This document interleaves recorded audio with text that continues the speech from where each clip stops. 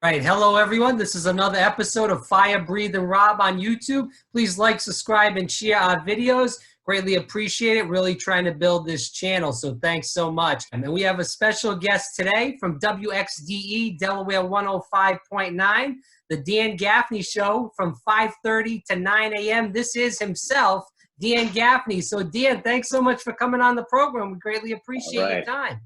Well, it's great. It's the least I can do. You've been a great caller on a radio show, so I thought I would return the favor and be a guest. So I'm excited to find out what you have to ask me. I have no idea what you have planned, so I am ready.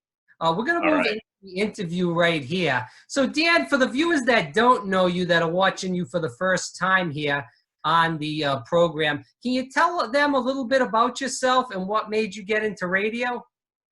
Oh, man, that's such a long story. I was a high school kid when I wanted to be in radio. Decided I wanted to be an actor, but someone told me that was too hard to make a living. So I decided to go into radio. I liked radio as a listener.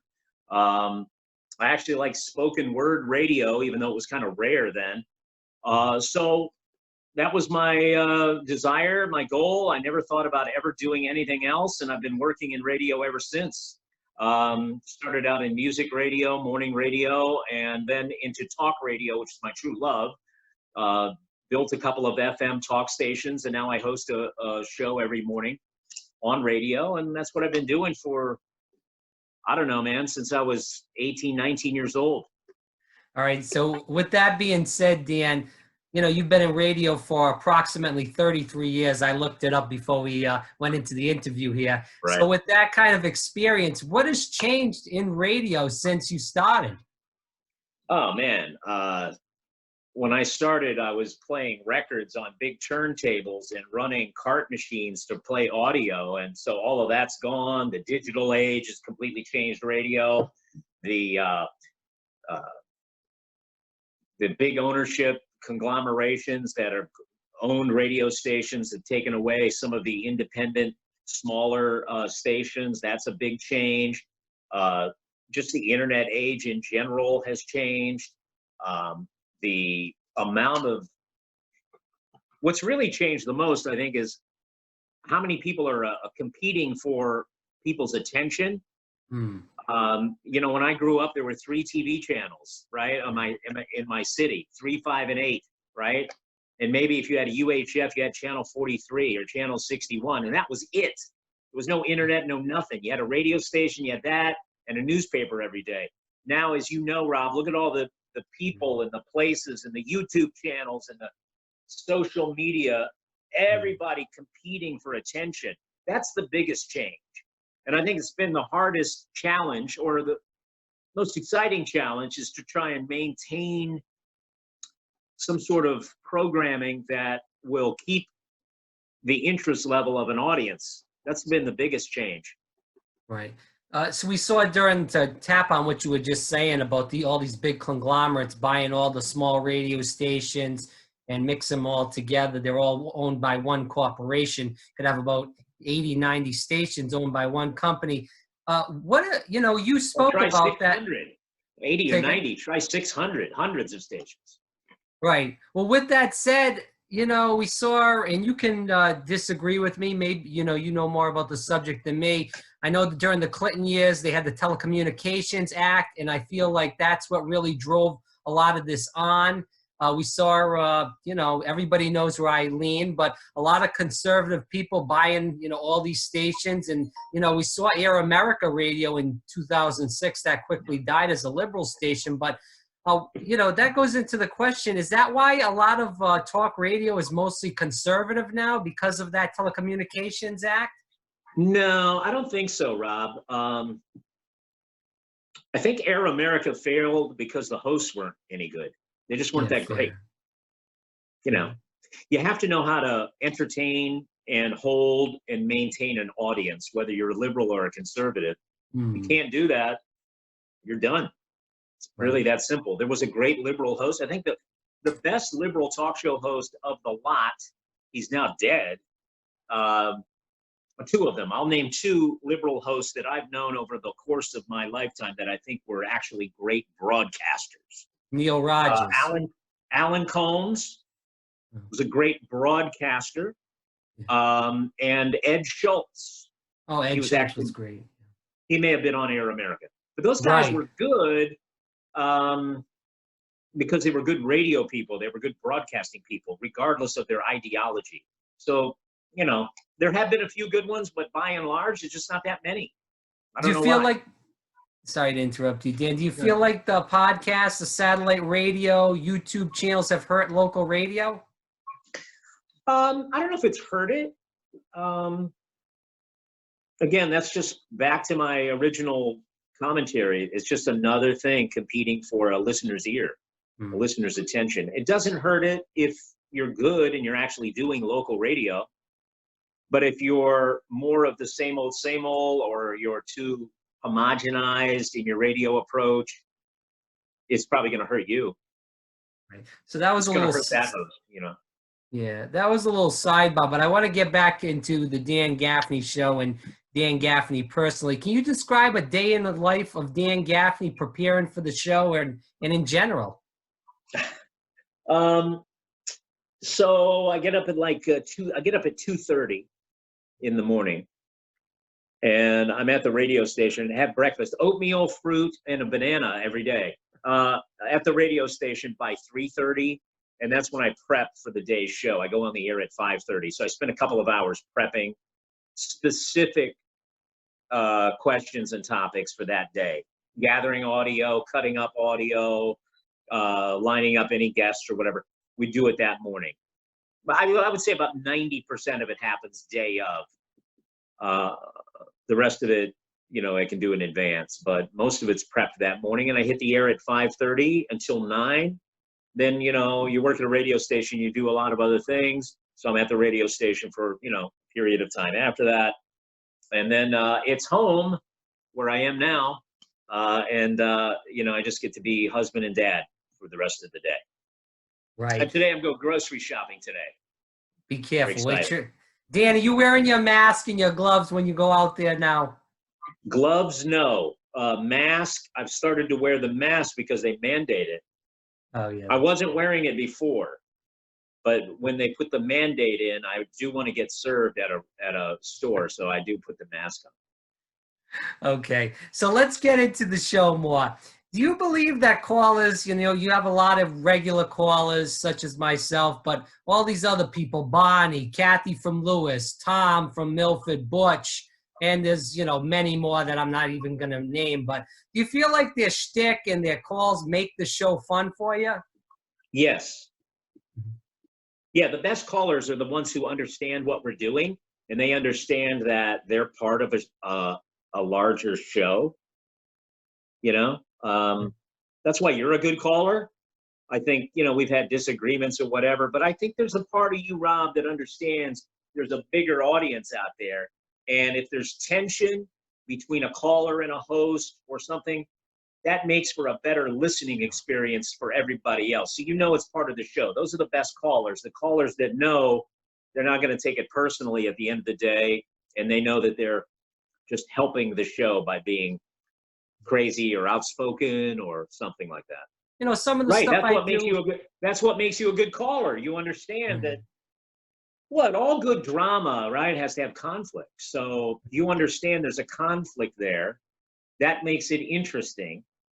And that's why I like it. That's why I like to have you on. I know the same thing. I sense it. People are getting really mad at Rob and Orlando, or they're shaking their head. They don't understand. How can this guy like Bernie Sanders, you know, or whatever? Right. And that's good. That's the kind of thing I would want to listen to. I would want to listen to, I don't want to hear the same normal stuff. I want to hear people mixing it up a little bit. So that's why you're a good call. Thank you. And I appreciate those compliments. Even the shtick with Ricky is, you know, sometimes it is shtick, and I'll go with that. But, you know, it is funny at times. Did you ever have anything on air that you regretted saying or doing? Oh, yeah. I can't tell you what they are, but I'm guaranteed there are things that I regret almost every day, probably. I mean, when you analyze how the show went, there's always going to be things that you regret. Or I should have said it this way, or I could have said it better this way, or I should have been more clear. I mean, that goes on all the time. So being in live radio, you're dealing with people that, especially now with Ricky not working, you do it every day, regardless if Ricky's there or not. You're picking up the phone. Somebody could be doing stupid noises. We've heard that on the air. Somebody calls up, they don't know what the hell's going on. In live radio, so many things can go wrong. Can you tell a story of one time where something went wrong or crazy? And one time I was on the air and I was talking to a guy and a dog was barking in the background, or he was yelling at somebody in the background. And I started asking about who was yelling in the background. And he started telling me who it was and mentioning the dog. And I forget exactly how it went, but it turns out that the guy in the background was someone who was wanted for an attempted burglary of a bank. wow. And I knew this, and I put two and two together because the police report was out that said the guy had a mask and he gave the police a story about the dog or whatever. But anyway, the bottom line is, I asked the caller, is that the guy that we read about who was charged with trying to rob a bank? Yeah. And he said, yes, it is. And I said, well, can you put him on the air? So I got the guy on the air who was actually the suspect in the bank robbery, attempted bank robbery. And it was unbelievable, man. Did you help the police get him? Went crazy. Huh? Did the police get him due to you? No, they already had him. Oh. They had already charged him, but he was like out. And so he was telling me, it was a setup. It was framed, craziness. His lawyers went crazy, by the way, that he spoke on the air, but it was a fun interview. Those are my favorite kind of calls, where somebody calls about one thing and based on what you hear, you go in a different direction with the conversation. Those are fun. What is something listeners may not know about you personally?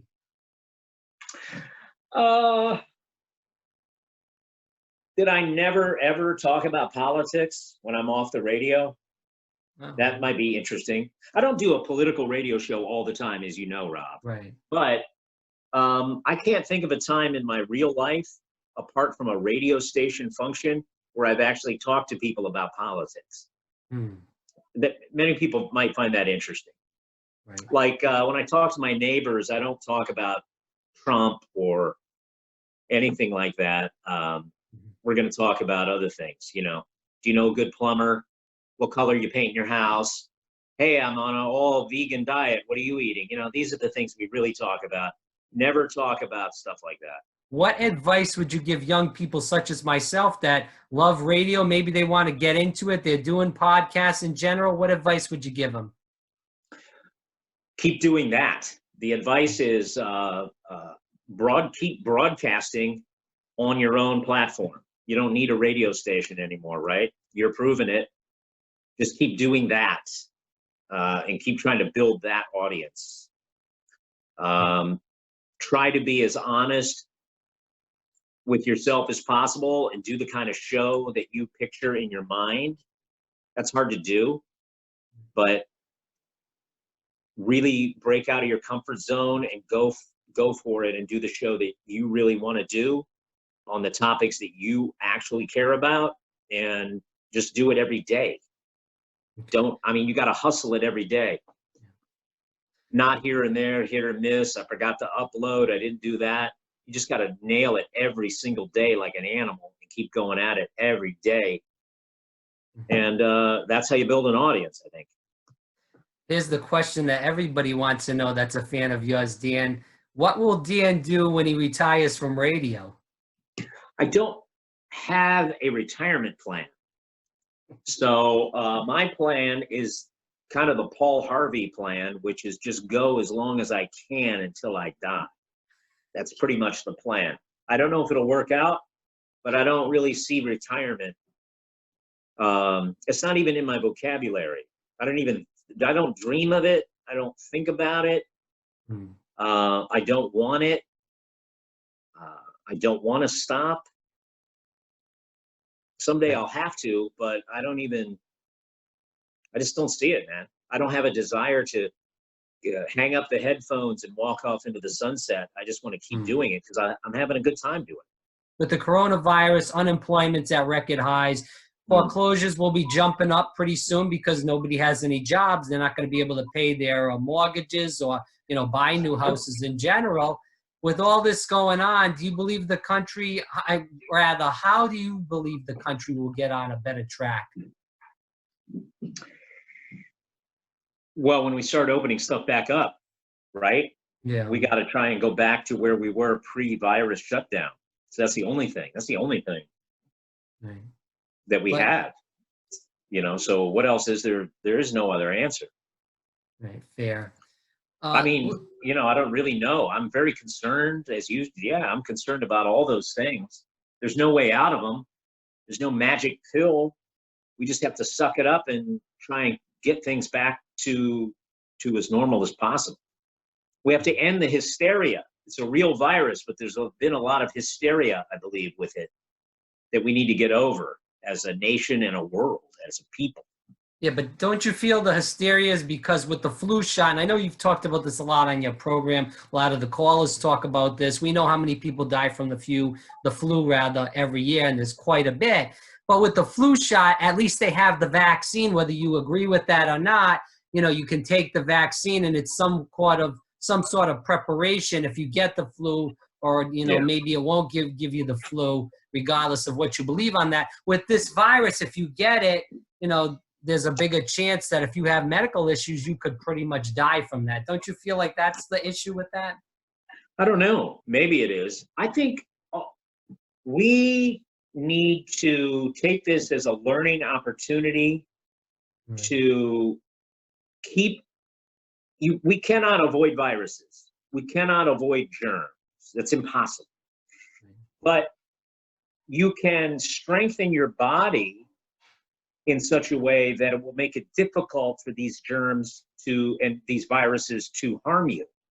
Yeah. I think we should take this as a learning opportunity going forward to do something about our diabetes, to do something about our high blood pressure, to do something about our obesity, and take charge of our health again as a nation.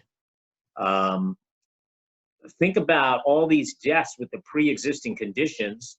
A lot of these pre-existing conditions, not all certainly, but there's a lot of pre-existing conditions that, right? Talk to a doctor that you could control yourself through your own actions. And maybe we should learn to do that more as a country so that we're healthier for the next go round. It feels like our country in ways is falling apart. We're not as together as we were after a time like 9/11, where everybody had American flags on their cars. And whether you hated George Bush or you liked him, people stood with President Bush after 9/11. How do we get civility back in our country with that said? I don't know. I hear a lot of people say we're in this together, but I don't know if we really are in this together. 9/11, you're right, we were together. What are we together on when it comes to this thing? I mean, everything is being forced upon us by a government action. And I guess we're all in that boat together. Yeah. Some people enjoy that, some people don't. I don't know if we're really all together. You know what I mean? I don't know. Well, we're not all together when some businesses are allowed to open and some aren't. Right. We're not all together. Yeah, no, So I agree. I really don't know.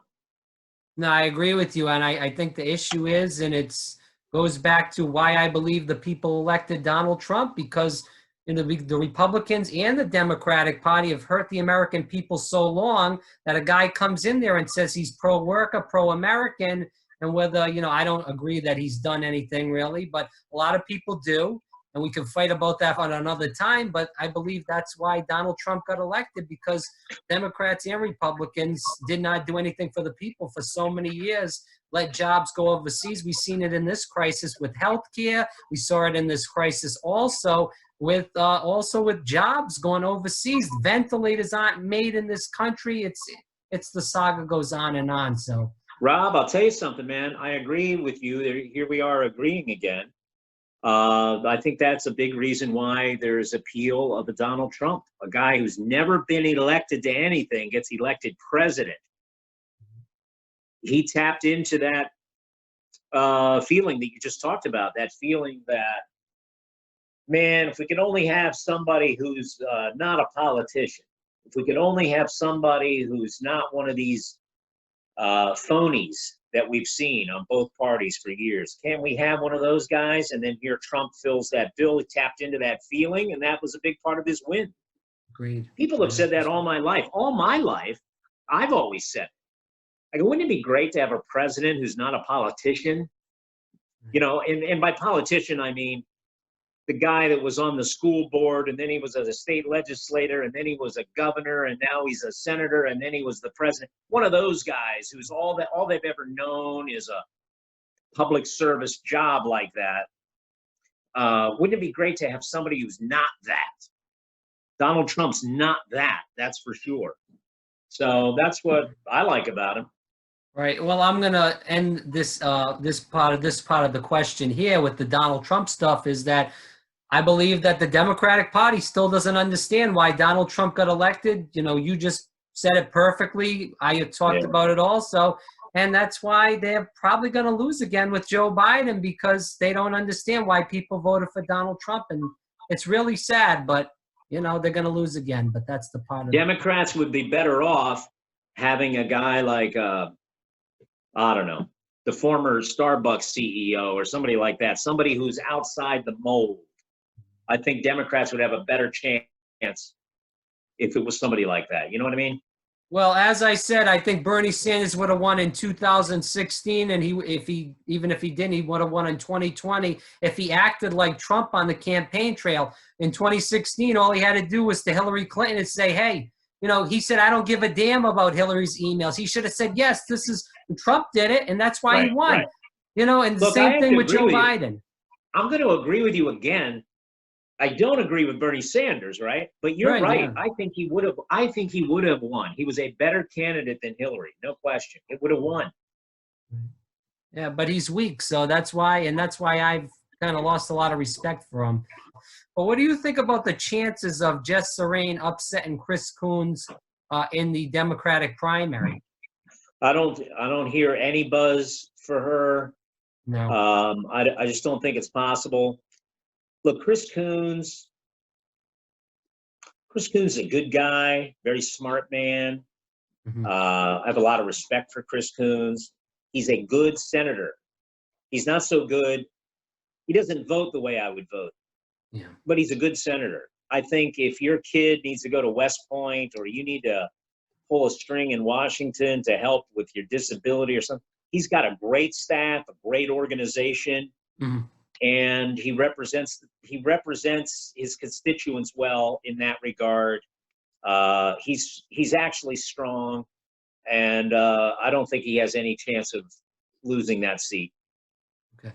Last two questions, and that might surprise some people. I actually might vote for a Democrat, Chris Coons, which will really make a lot of conservatives mad. But I don't know. I like the guy. If Joe Biden does win the presidency, do you believe that it'll bring money and tourism to Delaware? I have no idea. Maybe tourism, in a sense that Rehoboth Beach will become a name that the rest of the country will learn about, maybe. You know, like we learned about Kenny Bunkport, right? When the Bushes. Like, I never knew what Kenny Bunkport, you know, I didn't know. But now I know Kenny Bunkport. So there'll be people out in Podunk, Iowa, who will hear for the first time of Rehoboth Beach. And then when they want to go on a vacation, maybe that's where they'll go. But, you know what I mean? Right. A last question, Dan. University of Delaware will not release any of Joe Biden's records on the Tara Reade alleged assault case. What's your opinion on that? Because obviously you being in Delaware, you kind of know that story firsthand. Did you say the University of Delaware? I'm not. Yeah, University of Delaware will not release any of Joe Biden's records. All of his Senate records are at the University of Delaware, and they will not release any of those records. Okay. Yeah. Right. I knew about the Senate records, but I didn't know there was a connection to the U of D. Well, regardless, Yeah. if the Me Too movement is real, Right. you got to release it and put pressure on them. Come on, ladies. Where's all the Me Too people? They need to be on Joe Biden's case if it's a real movement. I'm not a fan of hiding records. What's the point of it? Why wouldn't you release them? Well, the point is he's doing it because there's something there. Why else would he do it? It's funny, and I'll end that question with this, is that with Donald Trump, there was all these women that came out, and the media from the Democratic media, all the liberal media went, crazy about it. Joe Biden, they don't even ask Joe Biden the question. They don't ask Joe Biden surrogates the question. Why? Why is that, Rob? About a hidden thing. Because I think he did it. So they don't want to ask about it. There's more smoking gun. I don't know what happened, right? I wasn't there. But there's more of a smoking gun with the Biden accusation than even the Brett Kavanaugh accusation. Agreed. And think about it. Which is worse? I mean, they're both horrible. This is what I'm going to say is horrible. But think about it. Brett Kavanaugh at a high school party getting something with a girl, right? Yeah. It's wrong, but that's the accusation. The other accusation is this man is a U.S. senator who, I can't say it because my kids are here, fingers in the, you know what I mean? Right. Horrible accusation. The accusation is much worse with Joe Biden. Well, I don't know if you saw it, Dan, but they had the tape that came out on Larry King where the mother called in and said a high-powered U.S. senator did sort of a sexual assault. If you saw that, they also have 3 or 4 people already on record saying that they were there and she's told them about that back in the day. I mean, it seems like clue after clue is coming out to say that this is, true, and the Biden campaign does not talk about it, period. They have all their surrogates say, we should believe women, but Joe's telling the truth. But that's why the Democratic Party loses, is because they say we believe women, but there they have their standard bearer for the Democratic Party for the presidency, Joe Biden, doing the same thing as, which they said was bad with Brett Kavanaugh and Donald Trump doing. So you can't have it both ways. And that's what the Democratic Party always tries to do. Right. And people can see through the inconsistencies. And I think the average person says, well, you're just a liar. You're a joke. You don't really believe what you're believing. They'll say that about Democrats when they see instances like this. I think for the Democrats or liberals to have any kind of integrity, they need to treat Joe Biden the same as they would treat anyone else. What are your favorite moments on air? Do you have a few of them? Favorite moments on air? Right. Oh, I love it when you call, Rob. Those are my favorite moments. Oh, man, it's all Rob. Whenever Rob calls, those are my favorite moments. Absolutely. Because there's a lot of controversy that comes out of those calls. And there's another favorite moment, 9 o'clock when the show ends. That's another favorite moment. That's pretty good. Just kidding. Dan, tell everybody where they can find more about you. Okay. I hope some of your people stream us in the morning. Some of your YouTube fans. I don't know how can they. My Facebook page is Dan Gaffney Show. How's that? Right. Dan Gaffney Show on Facebook. Don't be sending me a friend request on my regular Facebook page because I'm going to say no. Go like my station page, Dan Gaffney Show. And I'm on Twitter, Dan Gaffney on Twitter. The app is Forever Radio is the app, and you'll find Delaware 105.9 on there. All right, Dan Gaffney, thanks so much for your time. Greatly appreciate it. What do you think of the set here, Rob? It's a green screen. Yeah, looks fabulous. Incredible. All right, thanks, man. All right, Dan, thanks a lot.